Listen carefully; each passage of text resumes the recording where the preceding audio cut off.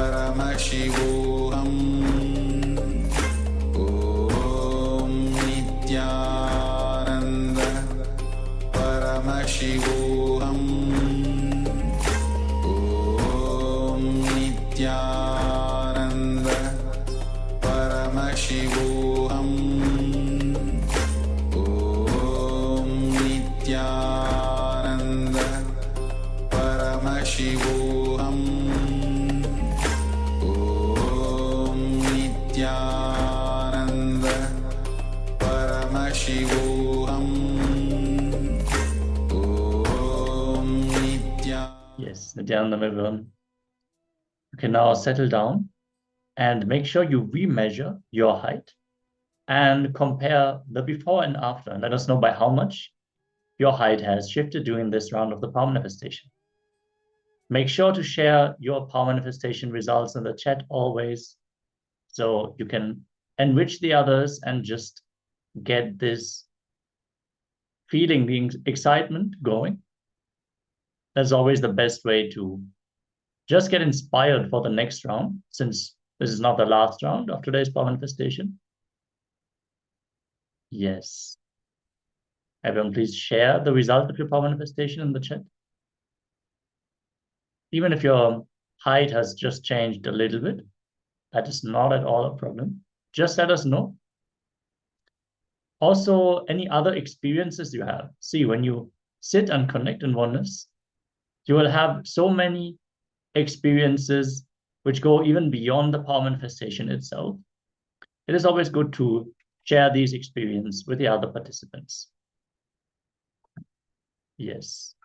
Let us take this moment and share as we are getting ready for the next session.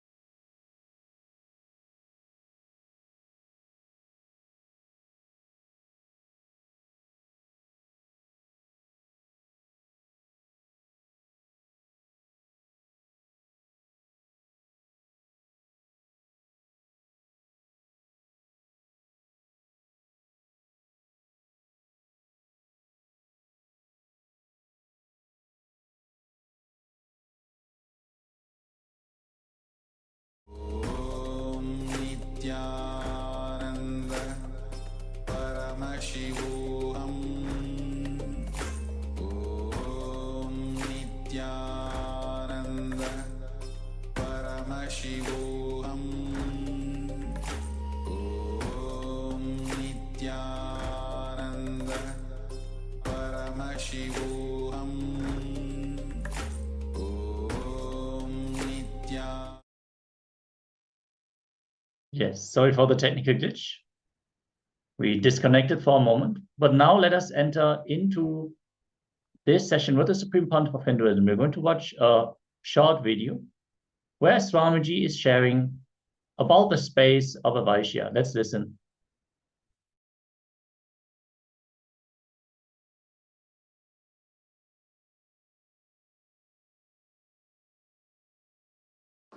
Advaitic activism. Please understand. Let me define activism. Whenever you drop your impossibility and radiate possibility, you are active. Whenever you drop impossibility and be active, whenever you radiate possibility, you are active. Please understand. Whenever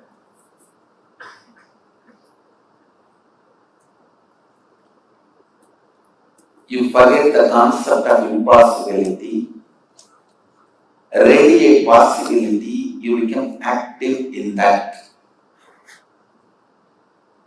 Listen. Why sometimes you become active?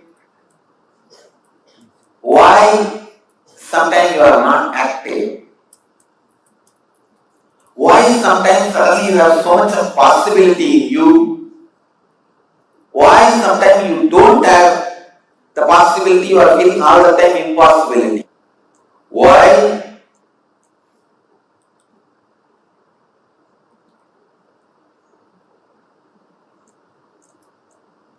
some things you feel possible, while sometimes with some things you feel impossible. Understand, the question is not at all whether you are able or unable. Question is all about whether you feel possible or impossible. That's all.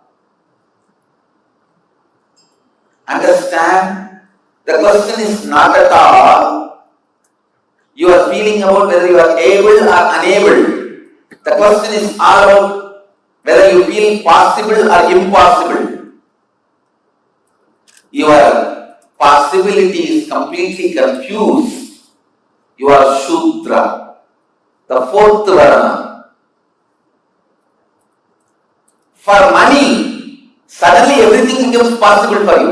The moment you hear money, honey, money, honey, everything becomes possible for you. Yes.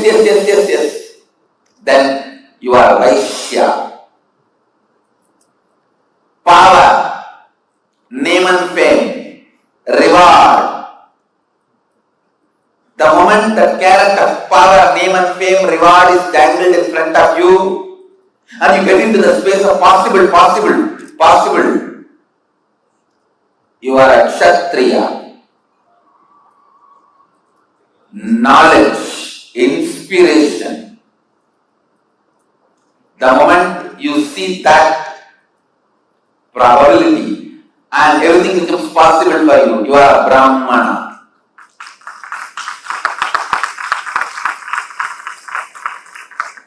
Always you experience possibility.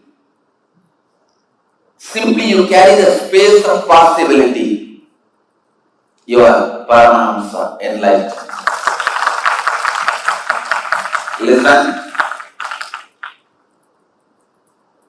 If you are confused why, when the concept of possibility comes to you, you are Shudra.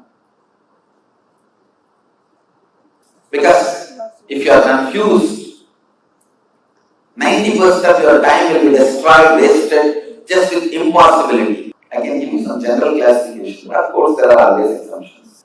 But listen, just if money or name and fame, power, only that is able to make you feel possible, you are consciously handicapped.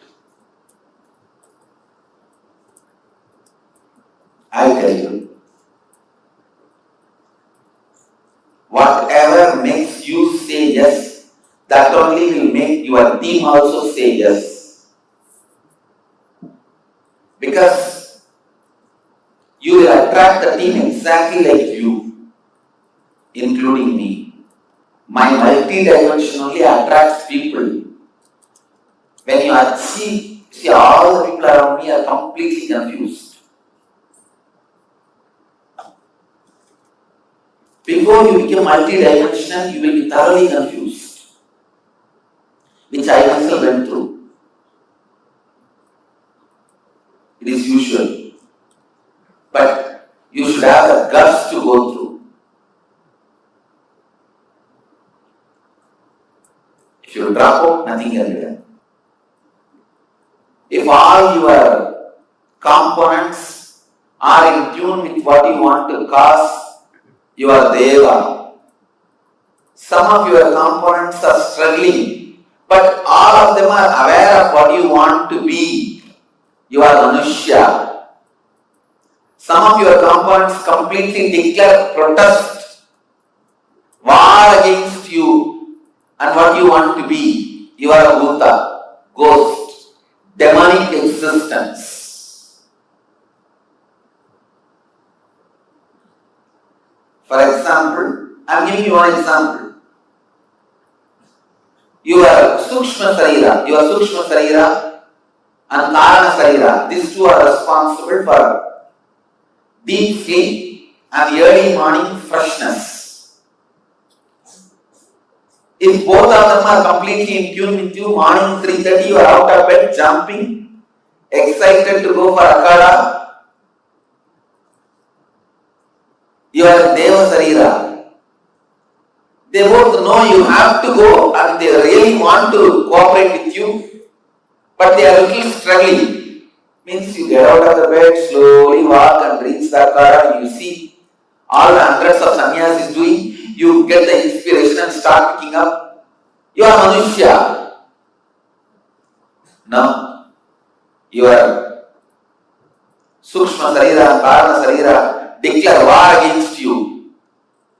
You may want to be yogi, we are not interested, and we don't want to be interested. Then your existence is demonic body, Bhuta Sarira, Mrga Sarira. Understand? Same way with integrity. If you are celebrating integrity and authenticity, you are a Deva Sarira. If you are struggling, but you know that is the goal, that has to be the life, you are struggling, Manushya Sarira. You are very clear. Authenticity, forget about it. I am not interested. Somehow I wanted to push my life like this and sit as long as I can and die. Completely some part of you is declaring war against this very concept of authenticity and integrity. Then you are in Paishasa Sarira, the Rakshasa Sarira, demonic body. The space of possibility does not come after you logically analyze your ability and probability. Please listen. The space of possibility comes from the strength of your completion, power of your completion, not after analyzing ability and probabilities.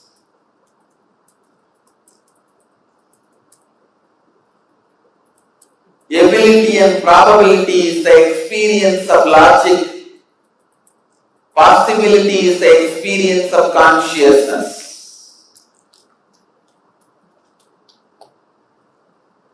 Person who functions out of abilities and probabilities will be successful when he is 90.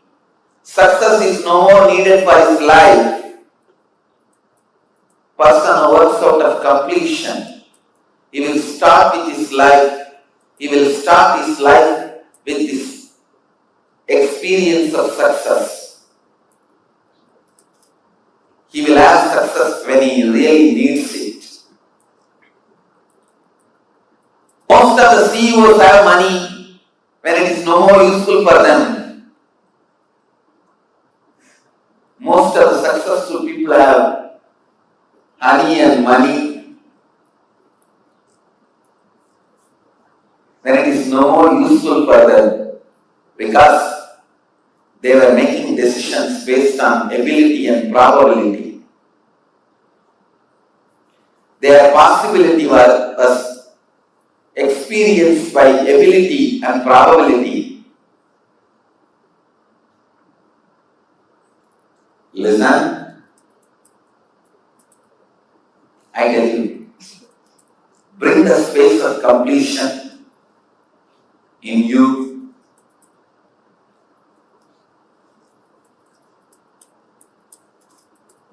And let the possibility become the cognition from the space of completion.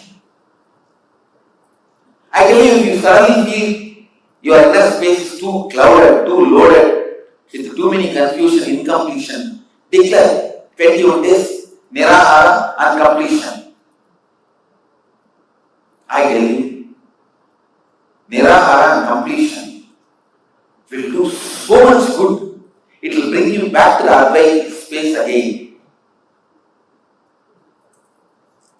living just by liquid diet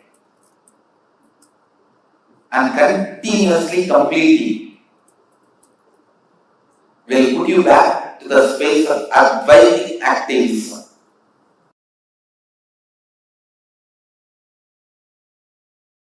Please listen. Anything which you don't understand in the life,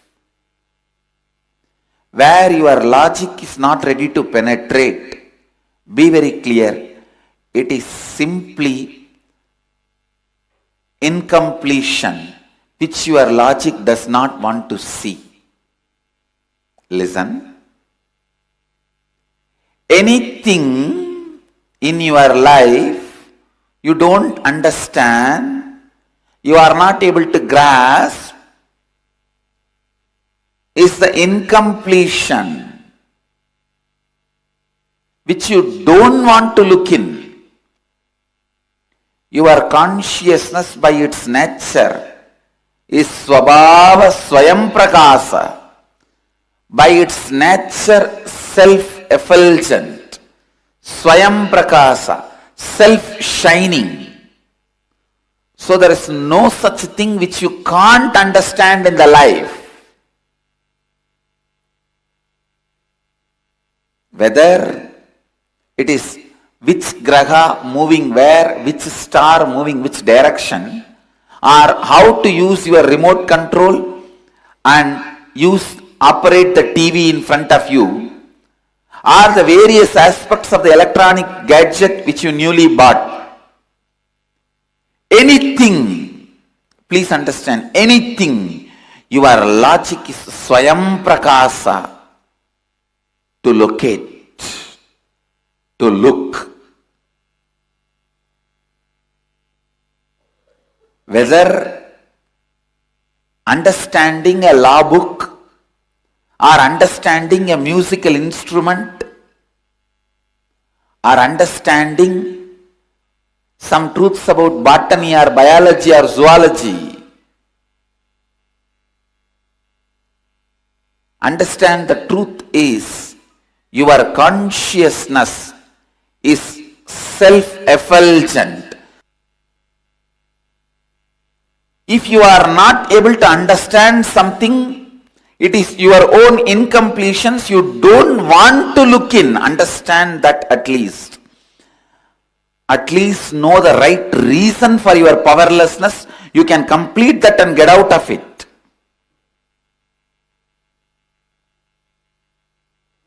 Your ignorance is not inability. It is your decision not to look into that truth. Please understand. Never label your ignorance as your inability. No. Every problem you should do a right postmortem so that we can avoid that next time. Every accident we should do the right postmortem so that we should avoid that, we can develop system to avoid that later. Don't say, oh, after all he is dead, what is there, leave it. No. Do postmortem and learn the lessons. Same way.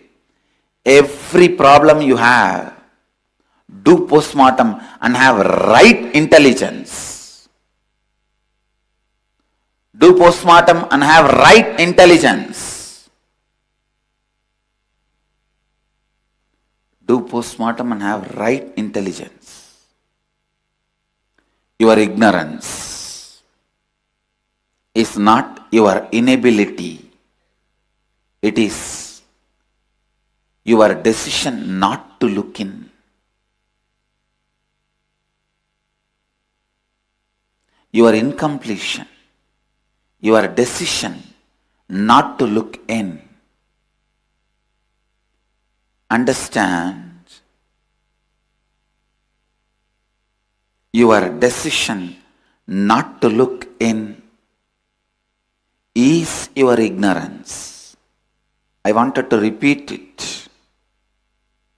Your ignorance is your choice. At least have right understanding about your wrong understandings. If you have the right understanding about your wrong understanding, we can complete it. Why you don't want to look into something is second. But know very clearly your ignorance is the area you don't want to look in, not your inability to look in. Please understand. When you understand, there is no zone you don't want to look in. There is no incompletion. Your pure self-effulgence is fully alive and ready to look into anything and understand anything. No incompletion stops you. You are Sarvagnya. Understand, Sarvagnya does not mean he knows everything. He can know everything. Understand? The pure consciousness. When you don't have incompletion and want to look into, you can just look into any one person's brain or look through any body. Usually that is what I do. If I wanted to have knowledge about any subject, I'll pick up that book, just concentrate on the knowledge of that author, the thought trend of that author, download it, observe, and throw the rest.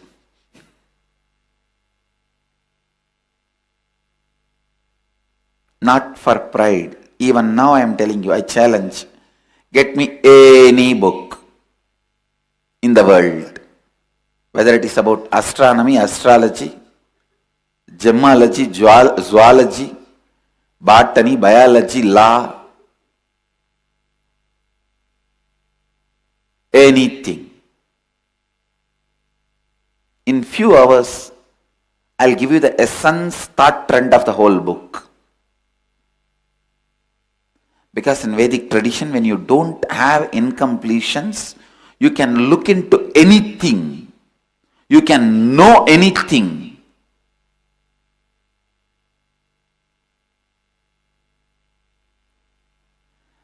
Not having incompletions to know anything is what we call Sarvagnya.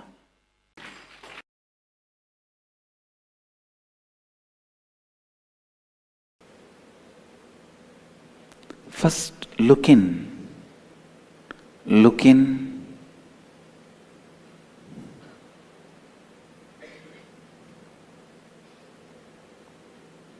Define very clearly what do you want and where you are.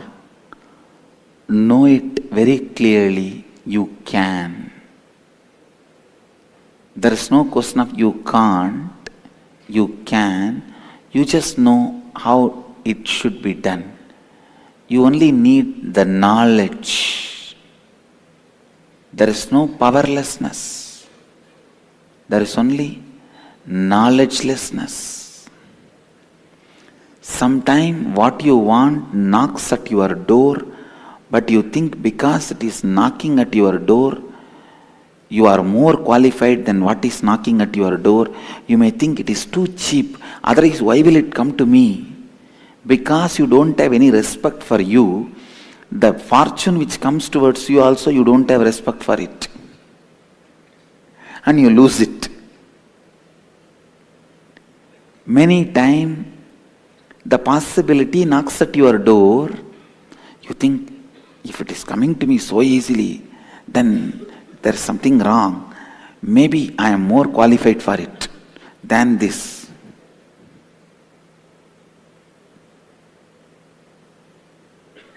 What a pattern. What a pity. It is so funny. That's the right word I'll use. So funny. When you know what you need to achieve and where you are, and you know it is possible, I tell you, that is the space where responsibility grows. You know, I'll do it. I am doing it. I'll do it and I am doing it.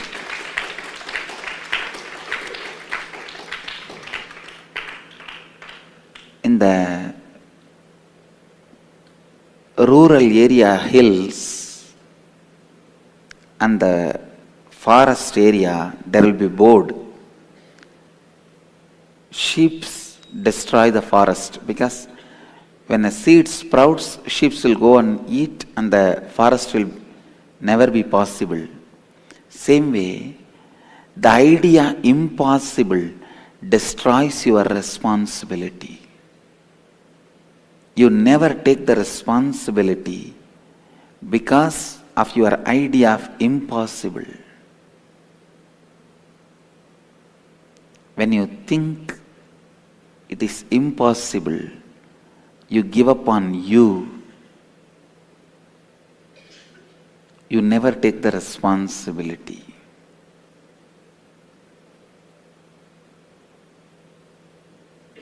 What do you want, where you are, and how transformation can happen. First, if you know it will happen, it is possible, you just know how to take the responsibility, and you take the responsibility, that's all.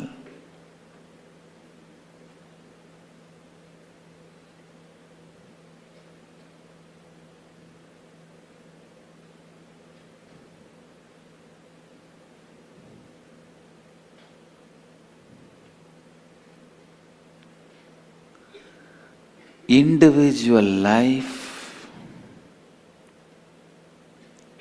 is responsible. You only have to take the responsibility to make things possible.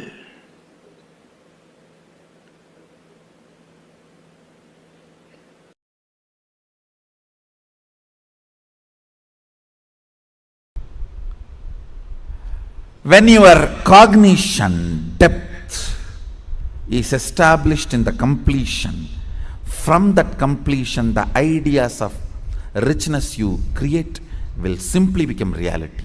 From that completion, the idea of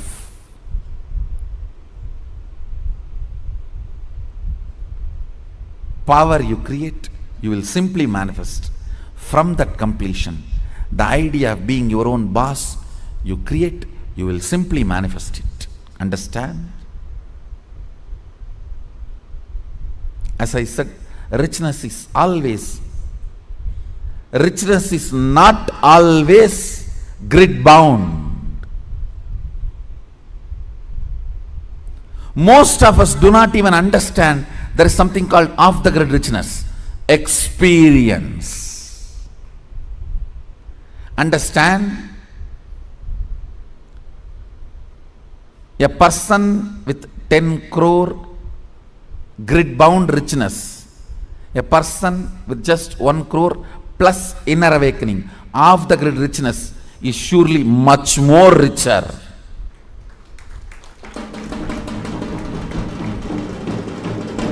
Understand?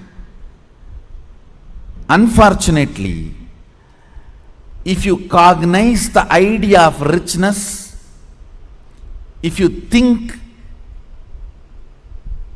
if you create theories and theologies of richness, when you are perceiving poverty in your life, you will only think 10 crore is richness, not the off the grid richness, the experiences as richness of your life. I have seen these stinking fellows.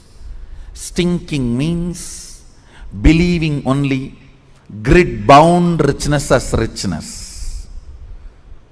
Stinking with money and no experience of life. when you leave the earth, when you leave the planet, your experiences carry you, not the grid-bound wealth. Understand? Grid-bound wealth is useful as long as you are grid-bound. Death is the greatest freedom you receive from the grid. When you are off the grid, it is your experiences that will be counted as your richness, not the grid-bound richness. Grid-bound richness is great as long as you are bound within the grid. Look into your ideas of richness. Look into your ideas of powerfulness.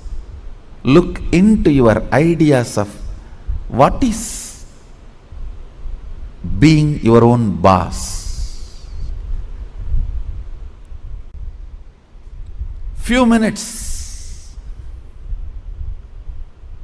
Dig out your incompletions, ideas you carry about being your own boss. If you suddenly win a lottery and from tomorrow, no why tomorrow, today, from today, you are your own boss, what are you going to do? How is your life is going to be? And your ideas, theories, theologies, why you want to be like this? What is the reason you want your life in this way? Think and pen down what you want to be, how you will be your own boss. Second, why you will be like that. You may think, I'll be in the golf court all the time, fully drunk. I think better to be slave than fully drunk and being in the golf cart.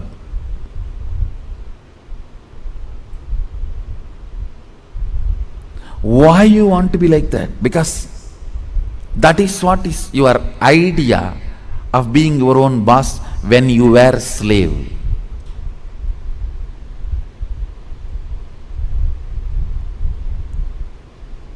If you are slave and create an idea about power, even if you get power, it becomes politics, not power.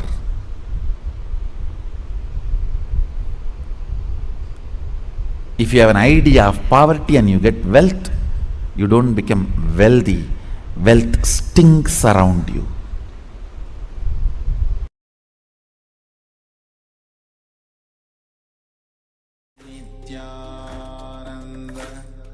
Paramashivoham Om Nityananda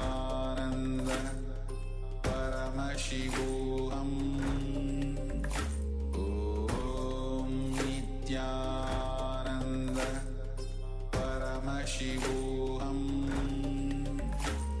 Om Nityananda Paramashivoham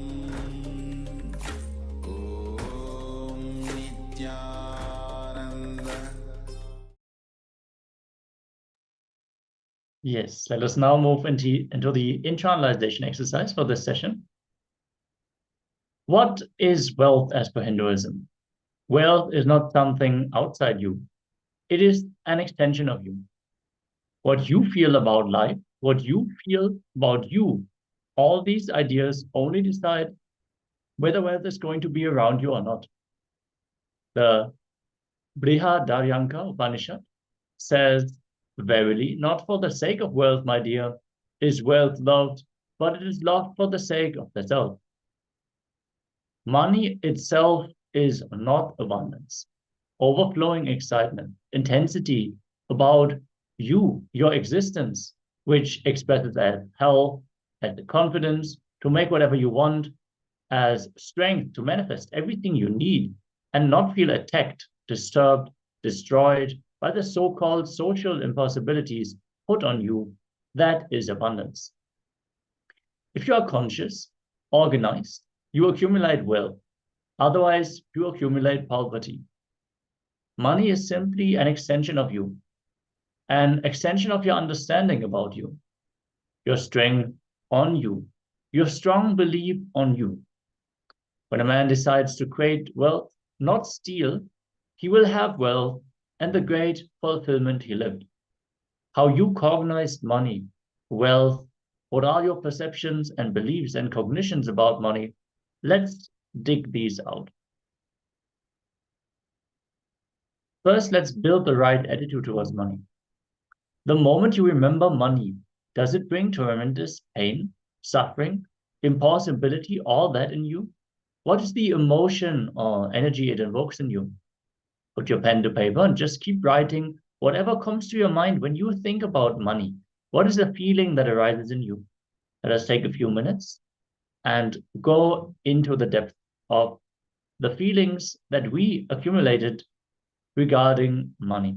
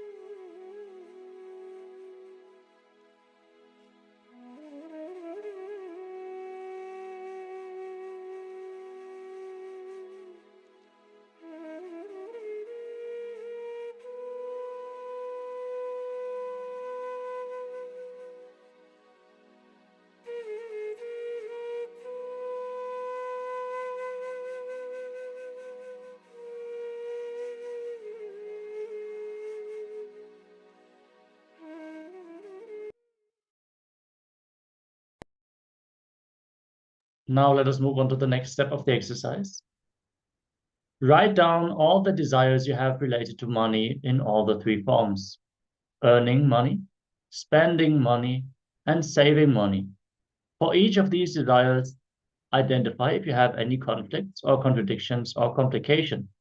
Clearly describe it.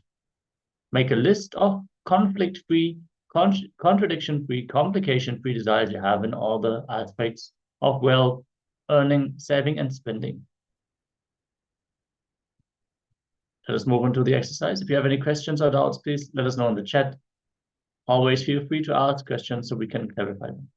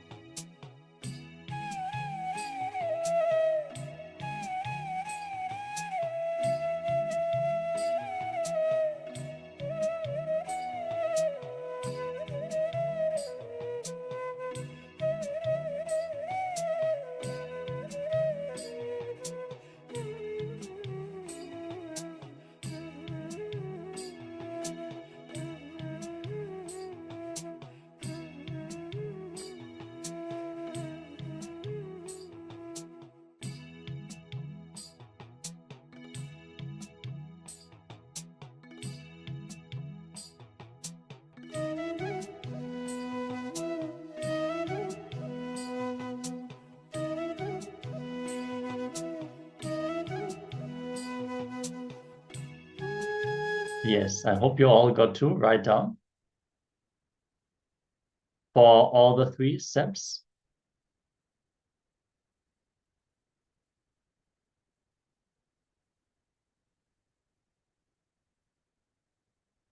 As we are now going to move on to the next step, we're going to enter into a small process. We're going to enter into a process of purifying the 5 layers of our existence, which is part of the Nityananda Kriya Yoga. We're going to have a small meditation process.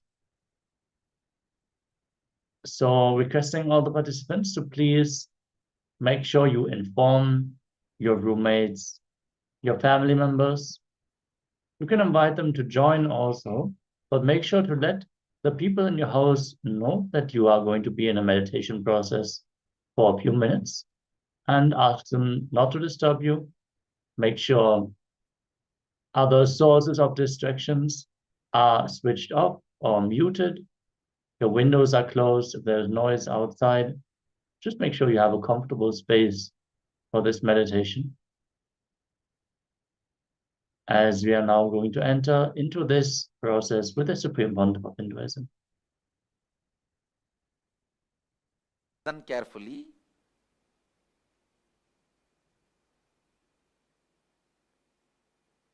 Your desires are your life. Your desires are your life. Listen. It's your desires which infuse life into you, and it's your desires which infuse energy into you. Same way, conflicts in your desires brings tiredness in you. Contradictions in your desires brings boredom in you. Confusions in your desires bring frustration in you. Please understand. Your desires are your life. Conflict in your desires bring confusion in you. Conflict in your desires bring tiredness in you. Confusions in your desires bring frustration in you. Its contradiction in your desires bring boredom in you. Actually, if your desire is pure, every breath you inhale and exhale will make the desire into reality. When your desires have conflict, confusion, and contradiction, every breath brings tiredness, boredom, frustration in you. Every breath is like a air blower into balloon. Your desires are the shape of the balloon. If the shape of the balloon is Tom and Jerry, when you blow the air, you will have Tom and Jerry. Conflict, constant conflict.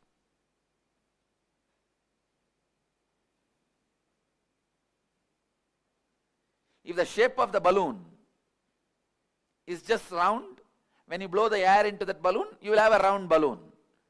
The shape of the balloon is tall. When you blow the air into it, you will see tall balloon. Your breath infuses energy into your desire. So the one and only thing you need to do in your life is not giving up desire, but removing the conflicts, confusions, contradictions in your desires. Please understand, renunciation is not giving up your desires, it is giving up conflicts, contradictions, confusions in your desire.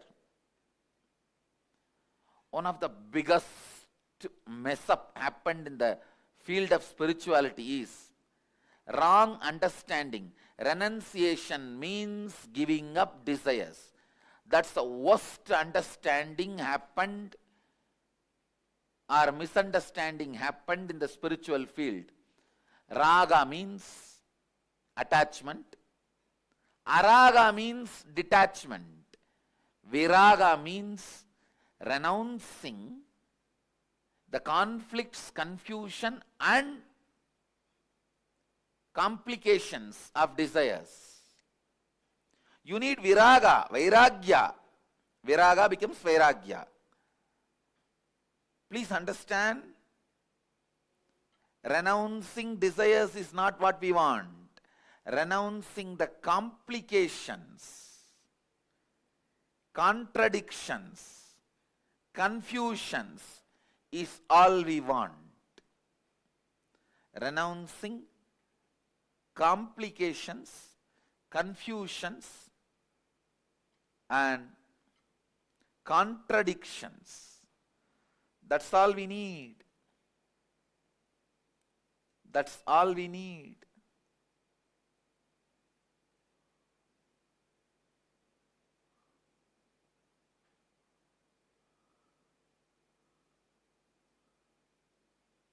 First thing we need to do, identify the contradicting, conflicting and complicating desires.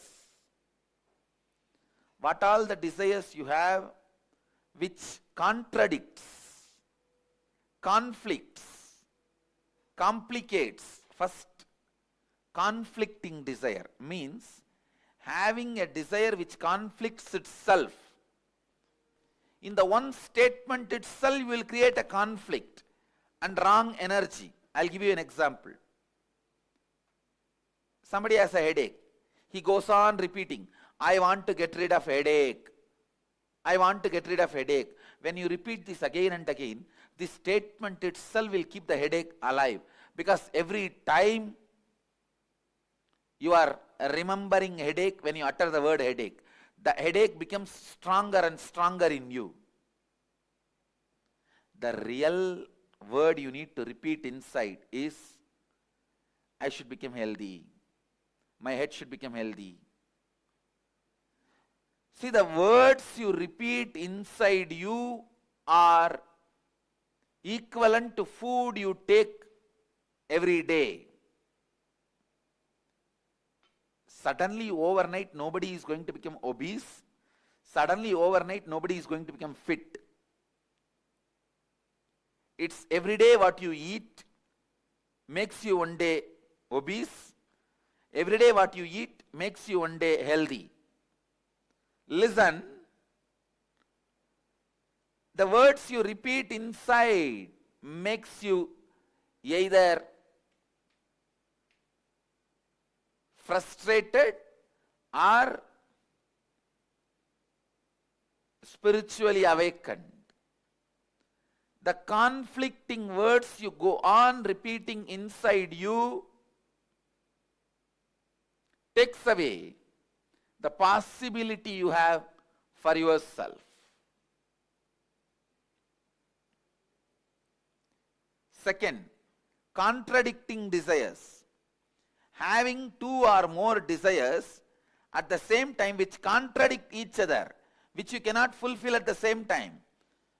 For example, you want to become a CEO and be an active life from morning till evening, managers meetings, team meetings, and people listening to your words, commands, decisions. You want to be a person who calls the shots, rolling chair and active life. One, you aspire for that. The other side, you want to throw away everything, go and lie down in the beach, resting. This contradicting desires.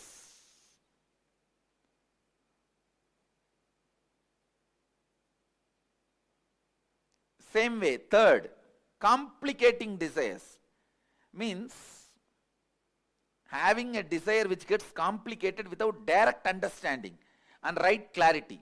This is when you don't have intelligence to take the direct and straight steps to fulfill the desires. You go round and round and round.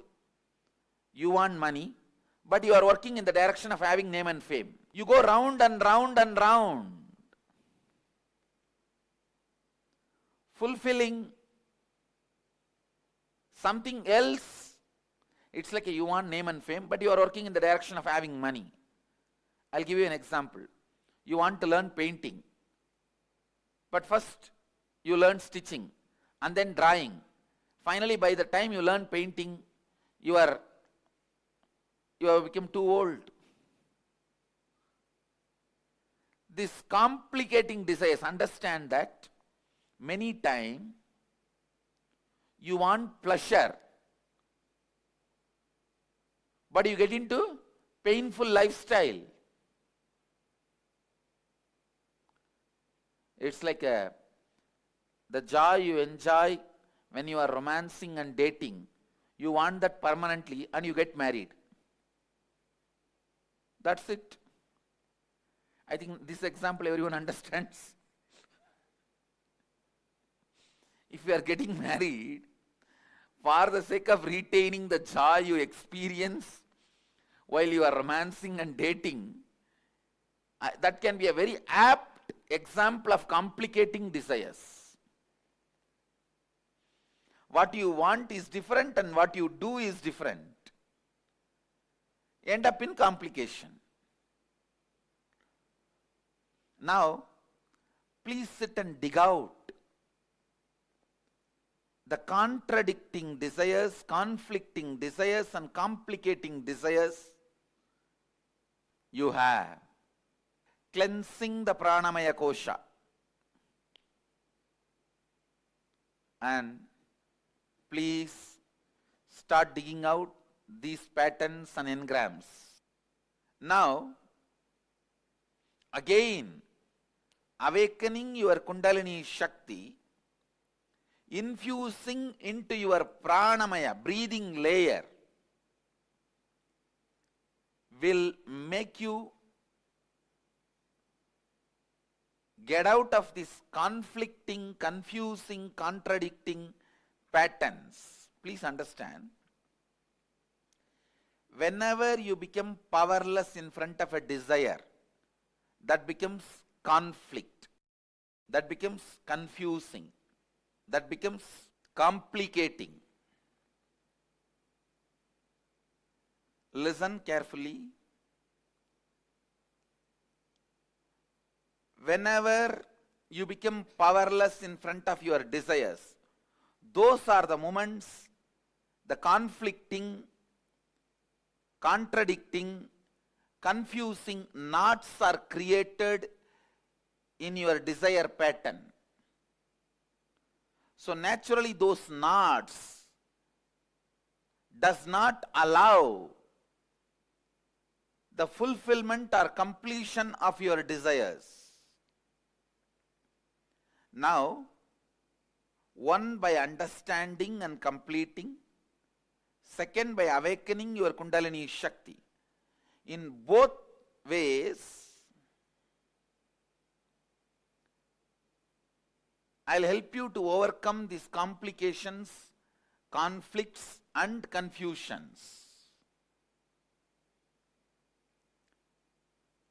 This Kriya we are going to do, the process we are going to do now, is a very powerful process to awaken your Kundalini and your pranic layer, so that you can be free from all this conflict, confusion, complications of your desires. So listen, the first step, listen to the first step. Inhale as slowly as possible. Hold as long as possible. Exhale as slowly as possible. Hold your lungs empty as long as possible. Listen. Inhale as slowly as possible, comfortably. Hold as long as possible, comfortably. Exhale as slowly as possible, comfortably. Keep your lungs empty as long as possible, comfortably. If you already have high blood pressure, any problem in the lungs, any heart disorders, any other serious illness, please do not do this kriya. Others, do it very sincerely, as much as you are comfortable. Let's start the process. During the process, you should be standing. Please stand up. 3 feet gap between both the legs. Put your legs wide apart. Inhale and exhale. As slowly as possible and as deeply as possible. Please tie the ribbon. Please close your eyes and tie the ribbon. Inhale.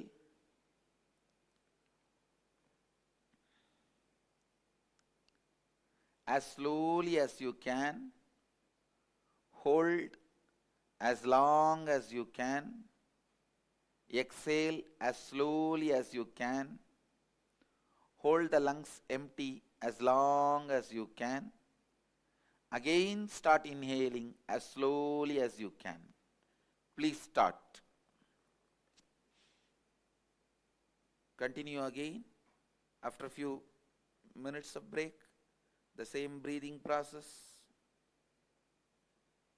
Others, please continue as slowly as possible, as comfortably as possible.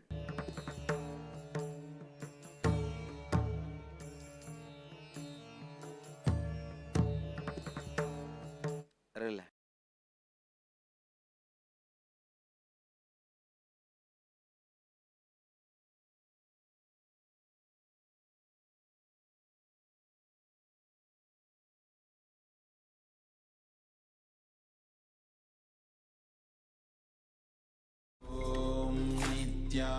Nityananda Paramashivoham Om Nityananda Paramashivoham Om Nityananda Paramashivoham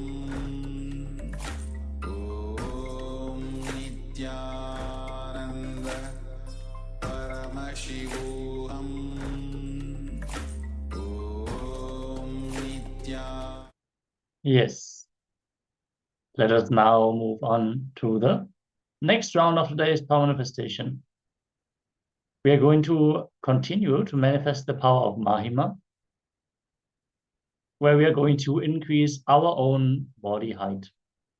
As in the previous segment, make sure you measure your height first, then manifest the Shakti of Mahima, and then remeasure your height and compare the before and after. First, we are going to cover the Shastra Pramana, the scriptural reference for the Ashtamahashaktis. The Shastra Pramana for these powers is from the Shiva Samhita, chapter 5, verses 76 to 78. The Shastra goes as follows. Maranam kadyate tena sakena pina kadyate tasya syat paramasidhir animati gunaprada vayu sanacharate dehe rasa vridhir bhavet ruvam akasha panaka jalagapti yusamapi vartate. Death is eaten by him. He is eaten by none. He manifests the highest powers such as anima, lahima, mahima, etc. The vayu, the wind energy, moves equally throughout his body. The juices of his body also are increased. Rasa vriddhi. The nectar exuding from the ethereal lotus, Akasha Pankaj, also increases in him. Here it is described that these 8 powers, these Ashtamahashaktis, belong to the greater powers, and it also describes the various benefits one can expect when manifesting these powers. The oneness experience, which is the foundation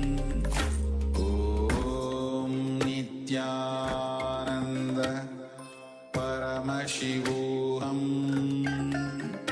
Om Nityananda Paramashivoham. Om Nityananda Paramashivoham. Om Nityananda Paramashivoham.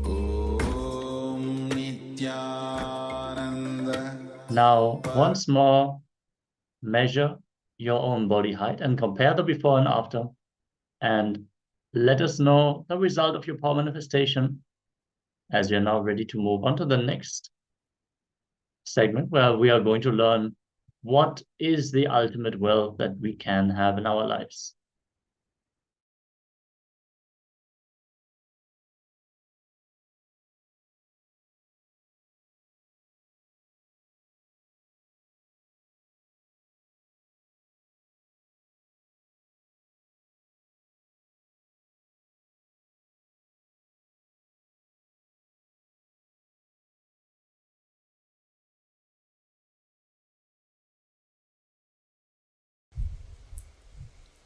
There are only two forces in your life. One, gravitation.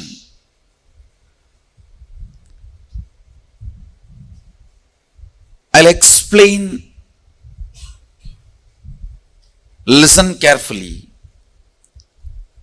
What is gravitation in your inner space? Listen. I'm not just talking about the external gravitation force. I'm talking about gravitation power, or I should say powerlessness. Moving with the logic of this is the past, because of that this is the way the future will be.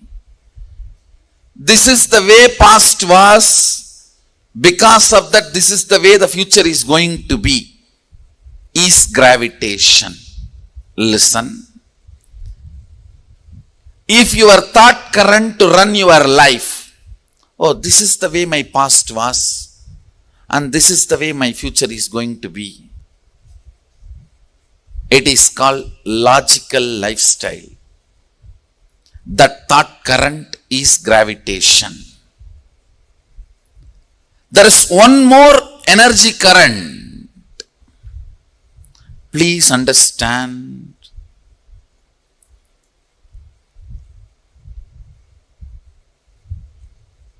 The thought current I explained. This is the way my life was, so this is the way my future will be. All of you know. That's the way you function. I call it life of logic.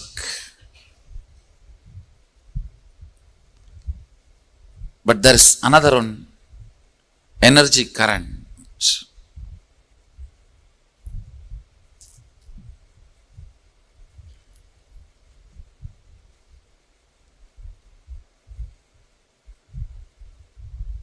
The possibility of the future not logically connected to your past,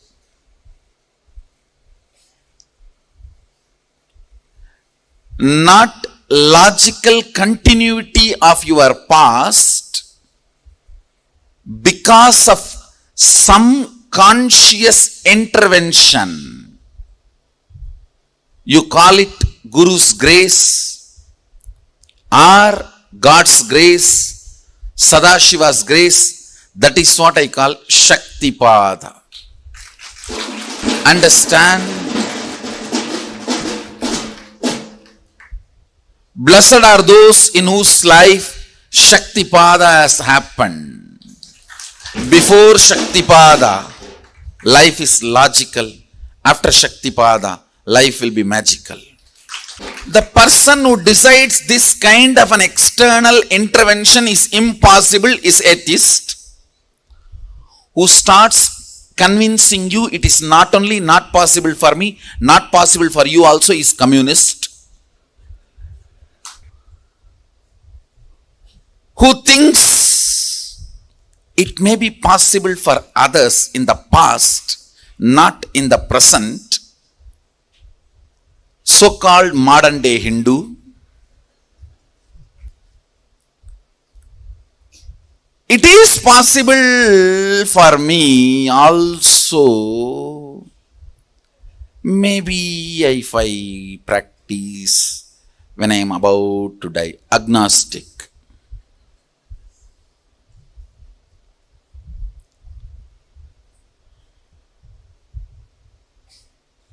is possible if I practice yogi. Happened, we are celebrating Nityanandites. I remember once, one of my guru, Narayana Swami Tata, his name, locally people used to call him Narayana Swami Tata. He is well known in Tiruvannamalai, especially because all the unresolved crimes by the police, the main town police station, all the police officers will come to him. All the police officers who worked in Tiruvannamalai town 30 years before, they know this Narayana Swami Tata whom I am talking about. This Tata is instrument for building a Devi temple in Tiruvannamalai police station. In Tiruvannamalai police station, inside the station, there is a Unnamulayamman temple, Devi temple. That temple was built by the police people, and this Swami, Narayana Swami, was responsible for it. And that is a separate story. I'll tell that story later. Now, you listen to this Narayana Swami Tata's Leelas and few things. All these police people will come to him for resolving all the unresolved crimes. He will use his powers and give all the details. Where that criminal is hiding, where that thief is sitting, where that stolen goods are kept. Even in the murders, he will tell very clearly who has murdered, how the murder happened, and police will go and solve the crimes. One day, one person caught in a crime, not because he did a crime, but he was in a wrong place with the wrong people. So his friends took him, saying that, come on, let's go for rounds to roam around. Without telling this person they are all planning for committing a crime, they just took him like a company. But when they went there, they all committed the crime which the team committed the crime. This fellow went there without knowing that the plan was a crime. And this fellow was a devotee of this Narayana Swami Tata. Listen carefully.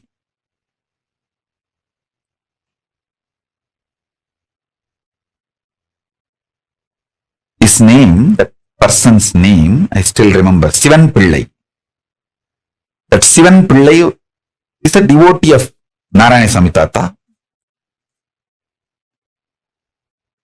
That Sivan Pillai was called by his friends, come on, let's go for a trip. They took him.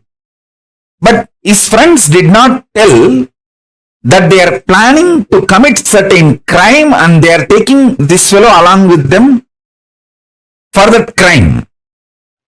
Because that gang, which was planning for a crime, they know this Tata will tell all the truths to the police and the police will arrest them. But if Tata's devotee is part of their gang, the Tata may save that gang to save his devotee. That was the plan.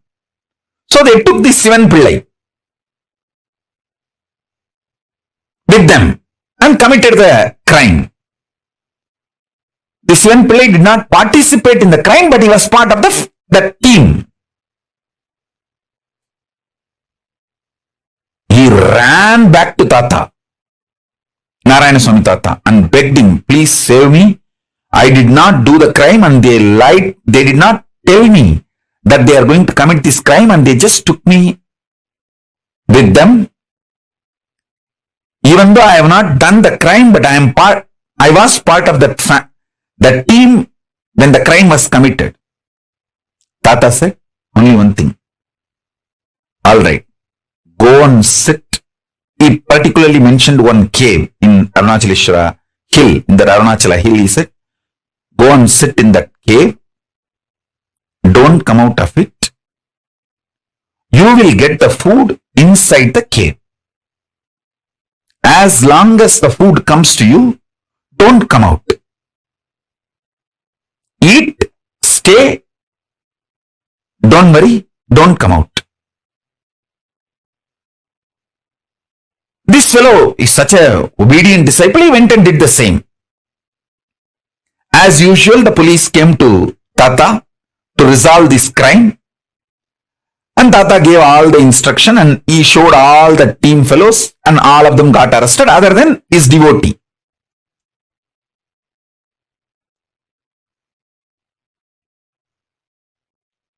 Those fellows got arrested and put in jail. I was seeing the whole scene, means when the devotee Sivan Pillai came and cried to him. I think that Sivan Pillai must be still alive in Thiruvannamalai. Because at that time he was 30 maybe. So now he may be 70 or 60s. He may be still alive.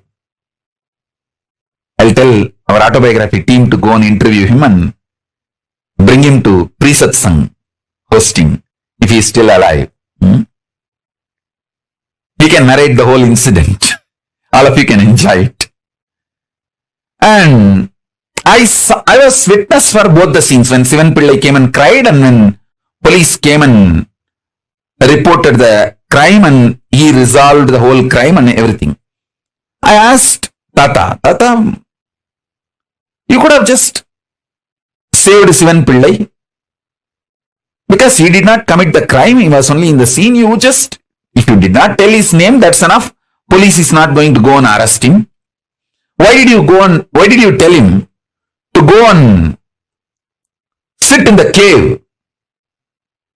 Then Tata told me, hey, Illada Thambi, he told me in Tamil, I'll tell exactly in Tamil and then translate.